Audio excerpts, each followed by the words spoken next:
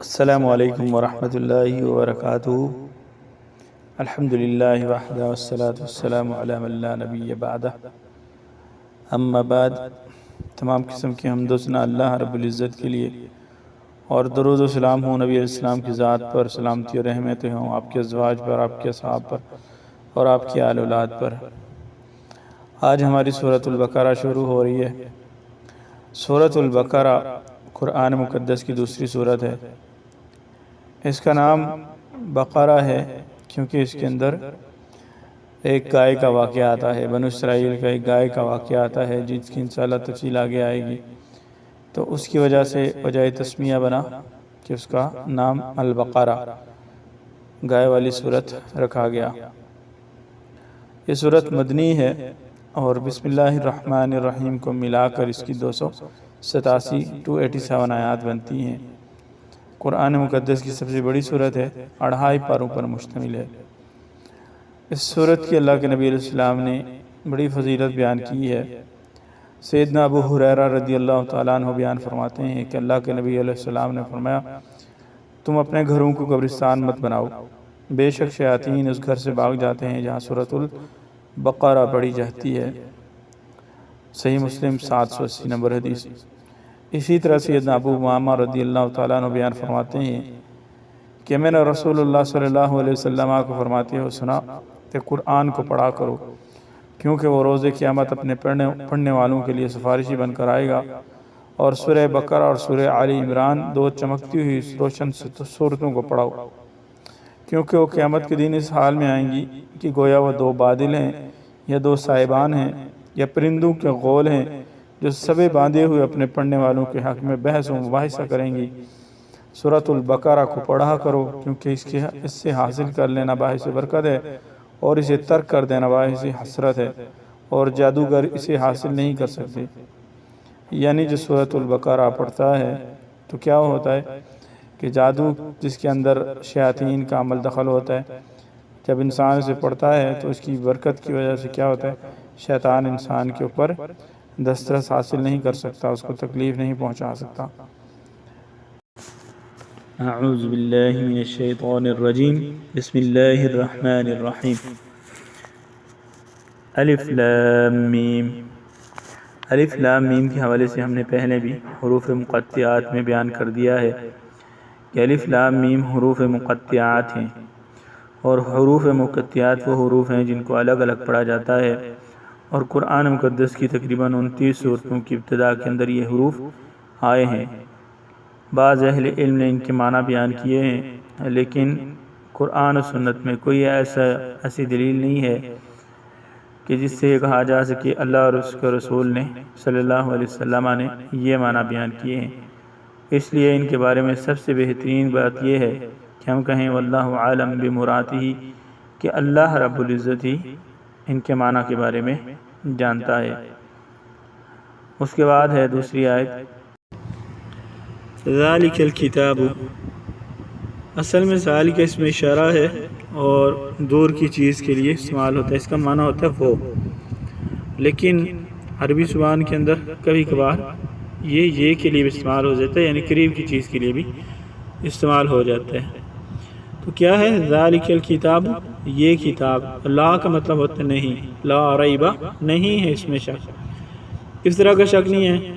پہلا معنی تو یہ ہے کہ اس کی حق و صداقت کے اندر کوئی شک نہیں ہے، یہ سچی کتاب ہے، اس کے اندر جو کچھ بھی ہے وہ سچ ہے۔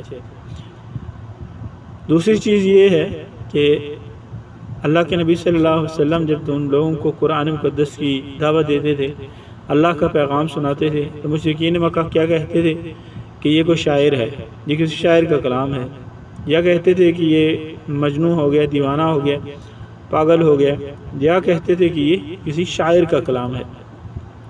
قرآن مقدس میں مختلف مقامات پر اس کی وضاحت کی ہے، ان کا رد کیا گیا ہے۔ سورہ الحاقہ کے اندر اللہ فرماتے ہیں وما هو بقول شاعر قلیلا ما تؤمنون، اور وہ کسی شاعر کا قول نہیں ہے، تم بہت ہی کم یقین رکھتے ہو۔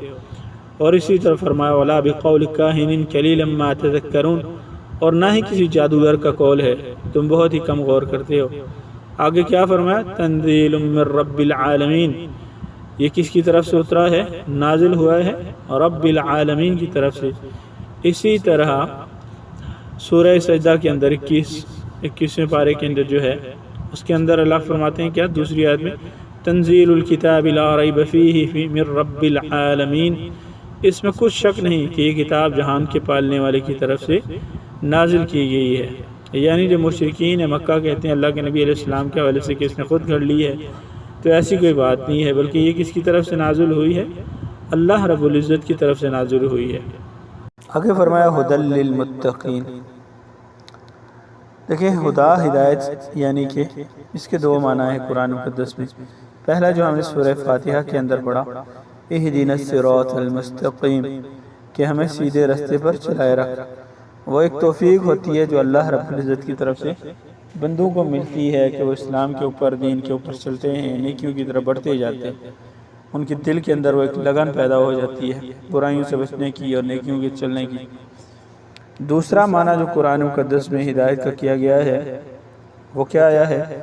یعنی کہ ایک سچا اور کھرا، حق و صداقت والا پیغام کہ جو بالکل واضح ہو، جس کے اندر کوئی شک اور شبہ نہ ہو۔ تو اللہ فرماتے ہیں ھدی للناس، ایک مقام پر آتے ہیں ھدی للناس، کہ یہ قرآن مقدس جو ہے یہ لوگوں کے لیے ایک واضح اور سچا پیغام ہے۔ اب یہ لوگوں تک ہے کہ وہ اس کو قبول کرتے ہیں یا نہیں کرتے ہیں۔ اور آپ دیکھ سکتے ہیں قرآن مقدس کو پڑھنے والے دو قسم کے لوگ ہوتے ہیں۔ ایک وہ لوگ ہوتے ہیں کہ جو اس قرآن مقدس کو پڑھتے ہیں کس نیت سے کہ اس کو سمجھیں، اس کو سیکھیں، اس پر عمل کر سکیں، اور اس قرآن مقدس کا پڑھنا کیا ہے؟ حرف حرف کا نیکی ہے۔ اللہ کے نبی علیہ السلام نے فرمایا قرآن مقدس کا ایک حرف پڑھنا 10 نیکیاں ہیں، اور فرمایا میں یہ نہیں کہتا کہ الف لام میم ایک حرف ہے، بلکہ فرمایا الف حرف ولام حرف ومیم حرف، کہ الف ایک حرف ہے، لام ایک حرف ہے، میم ایک حرف ہے۔ تو جو سچے دل سے نیت کر کے ثواب کی نیت سے پڑھے گا الف لام میم، تو اس کو صرف 3 لفظ پڑھنے پر، 3 حرف پڑھنے پر کیا ملے گا؟ 30 نیکیاں ملیں گی۔ اور بعض لوگ ایسے بھی ہوتے ہیں کہ جو قرآن مقدس کو اس لیے پڑھتے ہیں تاکہ وہ قرآن مقدس کی غلطیاں نکال سکیں۔ آپ سوشل میڈیا پر مناظرہ گروپ دیکھ لیں، وہاں پر بہت سارے عیسائی جو ہوتے ہیں وہ کیا کہتے ہیں کہ وہ قرآن مقدس پہ اعتراض کر رہے ہوتے ہیں کہ یہاں وہ گرامر کی روح سے یہ غلطی ہے، کیونکہ ان کی جہالت ہے، ان کو اتنا علم نہیں ہے عربی کا، تو وہ اپنی طرف سے اس قرآن مقدس کو کس لیے پڑھتے ہیں؟ تاکہ وہ اس کو غلط ثابت کر سکیں، نعوذ باللہ من شر ذالک۔ تو کیا ہے؟ ھدی للمتقین، یہاں پر کیا آیا ہے کہ اللہ سے ڈرنے والوں کے لیے۔ متقین کس کو کہتے ہیں؟ متقین کہتے ہیں جمع متقی کی، متقی کہتے ہیں اس کو جو اللہ سے ڈرنے والا ہو، اور اللہ سے ڈرنے والا برائیوں کو ترک کرنے والا ہو، اور اس کے ساتھ ساتھ نیکیوں کے اندر بڑھنے والا، نیکیاں کرنے والا، اس کی جستجو ہو نیکیاں کرنے کی، تاکہ اللہ رب العزت اس سے راضی ہو سکے، اللہ کا خوف بھی اس کو ہو اور اللہ کی رضا کی طلب بھی اس کو ہو، تو وہ ہوتا ہے متقی۔ تو اس کے لیے کیا ہے؟ ھدی للمتقین، یہ ان متقین کے لیے کیا ہے؟ ایک ہدایت کا راستہ ہے، ھدی للمتقین ہے، ان کے لیے ایک واضح پیغام ہے، ان کے لیے حق و صداقت پر چلنے کے لیے ایک اللہ کی طرف سے ایک نازل کردہ ان کے لیے ایک طریقہ ہے، ایک عمل کا پورا طریقہ ہے۔ اور جس طرح کہ اللہ کے نبی صلی اللہ علیہ وسلم کی زوجہ سیدہ عائشہ صدیقہ سے ایک صحابی نے پوچھا تھا کہ اللہ کے نبی علیہ السلام کا اخلاق کیسا تھا، تو انہوں نے کیا کہا؟ انہوں نے کہا کیا تو نے قرآن نہیں پڑھا؟ یعنی نبی علیہ السلام کی جو سیرت تھی وہ قرآن کا ایک عملی نمونہ تھا، قرآن کا ایک عملی نمونہ نبی علیہ السلام کی سیرت تھی۔ تو جو متقی ہوتے ہیں وہ کیا کرتے ہیں؟ وہ اس قرآن کو پڑھتے ہیں، اس کو سیکھتے ہیں، سمجھتے ہیں، اس پر عمل کرتے ہیں۔ تقویٰ کے حوالے سے اگر قرآن مقدس اور حدیث میں دیکھا جائے تو اس کی بڑی وضاحت ملتی ہے۔ یوں تو قرآن مقدس میں بے شمار مقامات پر تقویٰ کی تلقین کی گئی ہے، لیکن سورہ حجرات کے اندر اللہ فرماتے ہیں کہ اللہ کا فرمان ہے وَجَعَلْنَاكُمْ شُعُوبًا وَقَبَائِلَ لِتَعَارَفُوا، کہ ہم نے تمہیں قوموں اور قبیلوں میں پیدا کیا تاکہ تمہاری پہچان ہو سکے، تعارف ہو سکے۔ لیکن آگے کیا فرمایا؟ اِنَّ أَكْرَمَكُمْ عِندَ اللَّهِ أَتْقَاكُمْ، لیکن اللہ کے نزدیک عزت والا تم میں سے وہ ہے جو تقویٰ والا ہے۔ اب دیکھیں ہمارے ہاں کیا معیار ہے۔ ہمارے ہاں یہ معیار ہے کہ جو آل رسول ہے، جو فلاں چودھری ہے، جو فلاں کس قبیلے سے تعلق رکھتا ہے، وہ زیادہ اپنے آپ کو عزت والا سمجھتا ہے، اسی پر لوگ رشتہ داریاں کرتے ہیں، فلاں ذات کے اندر اگر کرنی ہے تو آپ کا یہ نسب ہونا چاہیے، فلاں کے ساتھ کرنی چاہیے تو یہ نسب ہونا چاہیے۔ اسی طرح مال و دولت کے حوالے سے اور دنیاوی جو درجے ہوتے ہیں، جس طرح کوئی سرکاری افسر ہے، بڑا افسر ہے، وزیر اعظم ہے، تو وہ لوگ اپنے آپ کو بڑا سمجھتے ہیں، وہ یہ سمجھتے ہیں کہ ان سے زیادہ بہتر اور افضل اس دنیا کے اندر کوئی نہیں ہے۔ لیکن اللہ رب العزت نے ان تمام چیزوں کی نفی کی اور کیا فرمایا، ان اکرمکم عند اللہ اتقاکم، اللہ کے نزدیک اگر تمہارے میں سے کوئی زیادہ عزت والا ہے تو کون ہے؟ وہ تقوی والا ہے۔ اور اسی طرح تقوی کے حوالے سے اللہ کے نبی علیہ السلام کی حدیث میں ملتا ہے، صحیح مسلم کے اندر ہے، اللہ کے نبی علیہ السلام نے مسلمانوں کو نصیحت کی، بہت ساری نصیحتیں کی کہ آپس میں حسد نہ کرو، بغض نہ رکھو، ایک دوسرے کے ساتھ لڑائی نہ کرو، ایک دوسرے کو رسوا نہ کرو، تذلیل نہ کرو، اور فرمایا التقوی ہاں ہونا، اور فرمایا تقوی ہاں ہونا یہاں ہے، اور آپ نے 3 مرتبہ اشارہ کیا، اور یشیر والا صدری 3 مرات، اور آپ نے اپنے سینے کی طرف 3 مرتبہ اشارہ کیا، فرمایا تقوی یہاں ہے، تقوی یہاں ہے، تقوی یہاں ہے۔ کیوں؟ کیونکہ آپ کو پتہ ہے جو اللہ کا ڈر ہوتا ہے وہ اس کے دل کے اندر انسان کو ہوتا ہے۔ بظاہر اعمال ایسے بھی ہو سکتے ہیں کہ ان کا دکھاوا ہو سکتا ہے، ریاکاری ہو سکتی ہے، جس طرح کہ ہم نے سورہ فاتحہ میں دیکھا کہ 3 افراد کو جہنم میں ڈالا جائے گا، سب سے پہلے شہید ہوگا، عالم ہوگا، اور اسی طرح سخی ہوگا، لیکن مقصد کیا ہوگا؟ اللہ کی رضا نہیں ہوگا، مخلوق کی رضا ہوگا۔ تو تقوی کیا ہوتا ہے؟ یہ انسان کے دل کے اندر ہوتا ہے، اور اللہ فرماتا ہے قرآن مقدس میں ان اللہ علیم بذات الصدور، کہ اللہ تو وہ ہے کہ جو دلوں کے اندر بھی جو کچھ ہے وہ جانتا ہے۔ اور اسی طرح سیدنا عمر ابن خطاب رضی اللہ تعالیٰ عنہ نے سیدنا ابی بن کعب رضی اللہ تعالیٰ عنہ سے پوچھا تھا کہ تقوی کیا ہے، انہوں نے تقوی کی تعریف پوچھی تھی کہ تقوی کیا ہے، تو سیدنا ابی بن کعب رضی اللہ تعالیٰ عنہ نے بیان فرمایا کہ اگر آپ کسی ایسے راستے پہ ہوں کہ اس راستے کے دونوں طرف جھاڑیاں ہوں اور وہاں سے نکلنا ہو اس صورت میں کہ آپ کو بچ کے نکلنا ہوگا، نہیں تو وہ جھاڑیاں آپ کو کپڑوں کو پھاڑ دیں گے، تو کیسے نکلیں گے؟ تو انہوں نے کہا تھا میں اپنے کپڑے بالکل سمیٹ لوں گا اور اس طرح نکلوں گا تاکہ کوئی جھاڑی مجھے تکلیف نہ دے سکے۔ تو انہوں نے فرمایا فذالک التقوی، یہی تو تقوی ہے کہ آپ دنیا کے اندر رہیں، شرک اور بدعات سے، اللہ کی نافرمانی سے، کبیرہ گناہوں سے بچتے رہیں اور اللہ کے رضا کے اعمال کرتے رہیں، تو یہ تقوی ہے۔ تو یہ تقوی کی ایک چھوٹی سی تعریف تھی سمجھانے کے لیے۔ اور اسی طرح ایک حدیث کے اندر اللہ کے نبی علیہ السلام سے پوچھا گیا کہ لوگوں کو جنت میں لے کے جانے والے اعمال میں سب سے افضل اعمال کون سے ہیں؟ تو اللہ کے نبی علیہ السلام نے فرمایا تقوی۔ اگلی آیت میں فرمایا الذین یؤمنون، وہ جو ایمان لاتے ہیں، یؤمنون وہ ایمان لاتے ہیں، جمع ہے۔ سیدنا عبداللہ بن عباس فرماتے ہیں کہ ایمان سے مطلب ہے کہ کسی چیز کی تصدیق کرنا، تو وہ کیا ہے کہ جو ان لوگوں نے تصدیق کی، ایمان لائے، یؤمنون بالغیب، غیب کے اوپر ایمان لائے۔ اب کون سا غیب ہے؟ اب دیکھیں اللہ کے نبی صلی اللہ علیہ وسلم کی ایک حدیث ہے، صحیح مسلم کے اندر حدیث ہے، 93 نمبر حدیث ہے۔ سیدنا عمر رضی اللہ تعالیٰ عنہ بیان فرماتے ہیں کہ اللہ کے نبی صلی اللہ علیہ وسلم کی مجلس کے اندر ایک شخص آتے ہیں اور وہ اللہ کے نبی علیہ السلام سے مختلف قسم کے سوالات کرتے ہیں، اور جب آپ صلی اللہ علیہ وسلم ان کو جواب دیتے ہیں تو وہ کہتے ہیں آپ نے سچ کہا، یعنی وہ شخص جو تھا وہ خود جانتا تھا جو سوال اللہ کے نبی علیہ السلام سے کیے جا رہے ہیں، اور آخر میں جب اللہ کے نبی علیہ السلام جواب دے دیتے ہیں تو کہتے ہیں صدقت، آپ نے سچ کہا۔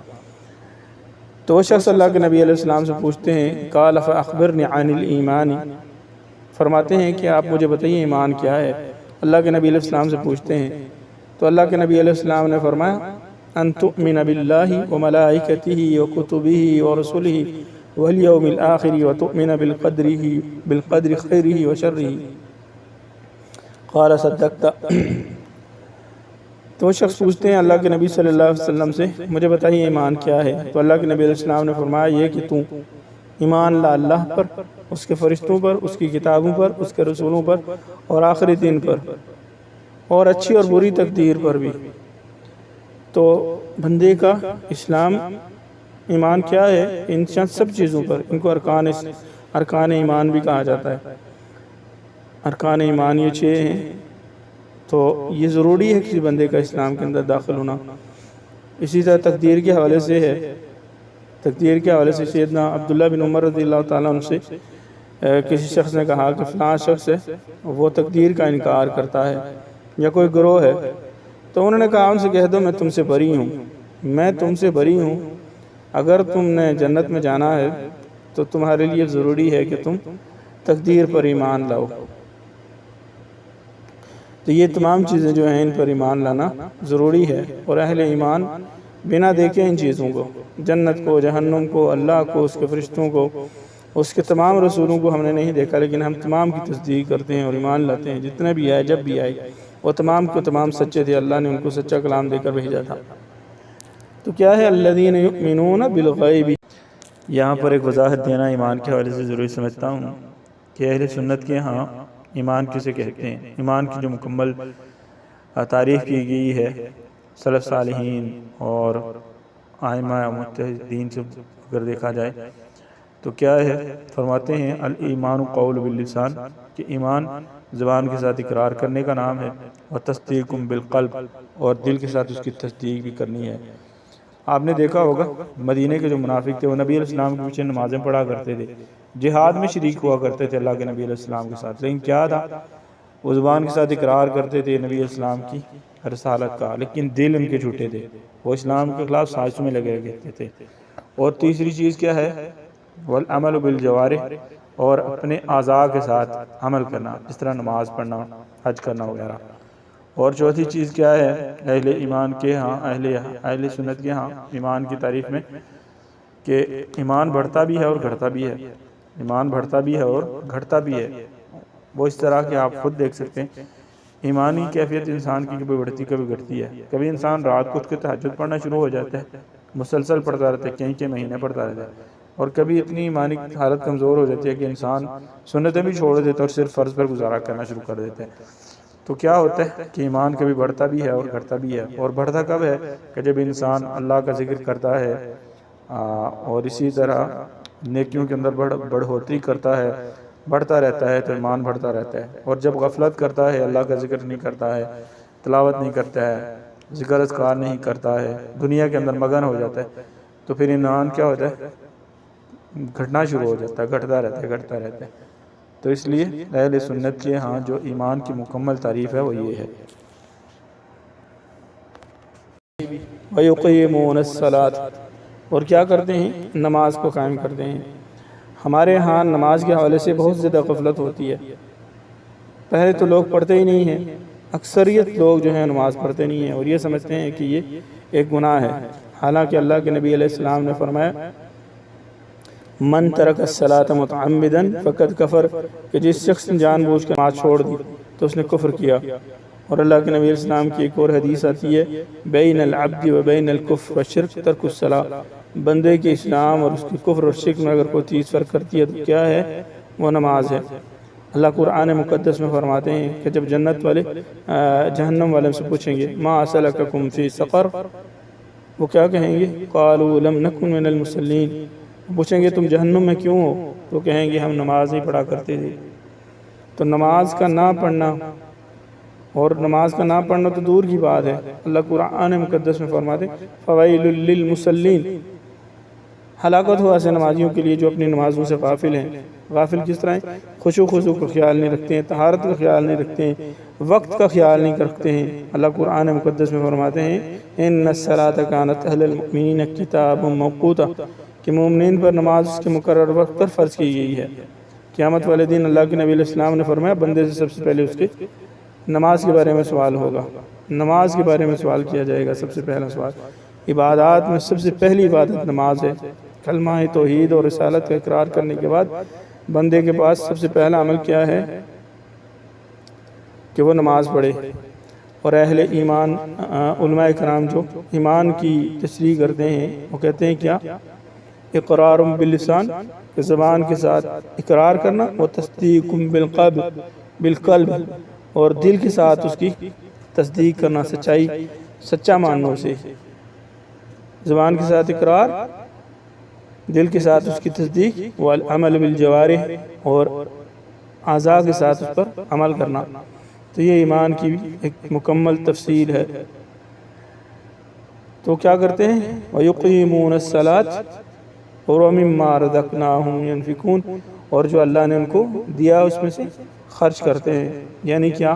جس طرح کہ ہم زکوٰۃ دیتے ہیں، زکوٰۃ کا منکر بھی کافر ہو جاتا ہے اگر وہ زکوٰۃ کا انکار کر دے۔ جب خلیفہ حاکم وقت اس سے زکوٰۃ مانے انکار کر دے، جس طرح سیدنا عبداللہ بن سیدنا ابو بکر صدیق رضی اللہ تعالیٰ عنہ نے اپنے دور کے اندر منکرین زکوٰۃ سے کیا کیا تھا؟ جہاد کیا تھا۔ صحابہ نے ان سے کہا تھا کیا کہ کیونکہ صحابہ کا اجتماعی عقیدہ یہ تھا کہ وہ منکر وہ ترک صلاۃ کرنے والے کو، تارک صلاۃ کو کافر سمجھتے تھے۔ تو سیدنا ابو بکر صدیق رضی اللہ تعالیٰ نے بیان فرمایا کہ جو نماز اور زکوٰۃ میں فرق کرے گا تو میں اس کے ساتھ جہاد کروں گا، قتال کروں گا۔ کیونکہ آپ قرآن مقدس کے اندر جتنے بھی مقامات ہیں، اکثر مقامات پر کیا لکھا ہے؟ یقیمون الصلاۃ ویؤتون الزکوٰۃ، اقیموا الصلاۃ وآتوا الزکوٰۃ، نماز قائم کرو، زکوٰۃ ادا کرو۔ نماز قائم کرتے ہیں اور زکوٰۃ ادا کرتے ہیں۔ تو جس طرح زکوٰۃ نماز فرض ہے، ویسے ہی صاحب نصاب جو ہوتا ہے، جس کے پاس اتنا مال ہو کہ اس کا مال نصاب تک پہنچ جائے تو اس پر زکوٰۃ فرض ہو جاتی ہے، اور اس کو اپنے مال میں سے بھی اللہ کی خوشنودی کے لیے، اللہ کی رضا کے لیے، جس طرح اس کے پاس جانور ہیں تو جانوروں میں سے، اگر اس کے پاس روپیہ ہے، کرنسی ہے، سونا ہے، چاندی ہے، تو اس کے حساب سے جتنی بنتی ہوتی ہے اس سال کے بعد اس کو زکوٰۃ دینی پڑتی ہے۔ اور اگر کوئی انکار تو نہیں کرتا اور نہیں دیتا ہے تو پھر کیا ہوتا ہے؟ وہ گناہگار ہوتا ہے۔ لیکن جو انکار ہی کر دے، اور حاکم وقت کو یہ حق ہوتا ہے، اب تو اسلامی ملکوں کے اندر اس طرح زکوٰۃ اکٹھی نہیں کی جاتی ہے، لیکن پہلے جو بیت المال کا نظام ہوتا تھا اس میں زکوٰۃ اکٹھی کی جاتی تھی۔